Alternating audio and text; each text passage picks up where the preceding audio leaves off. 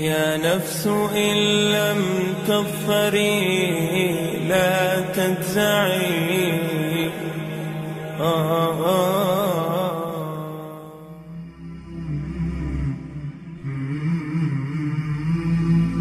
আসসালামু আলাইকুম। আমি মোহাম্মদ গিয়াসউদ্দিন, আলিমদাদ ফাউন্ডেশনের প্রতিনিধি।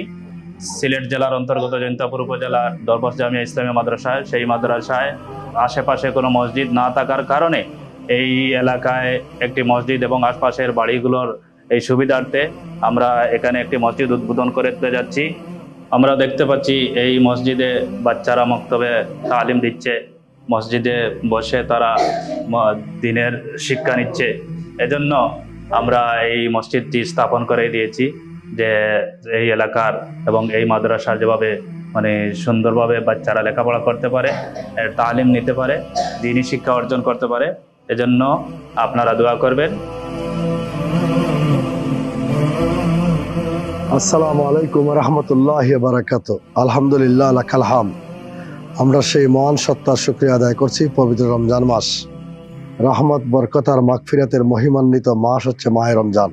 নির্মাণ কাজ শেষে আনুষ্ঠানিকভাবে আজকে আমরা এই মসজিদের শুভ উদ্বোধন করতে যাচ্ছি।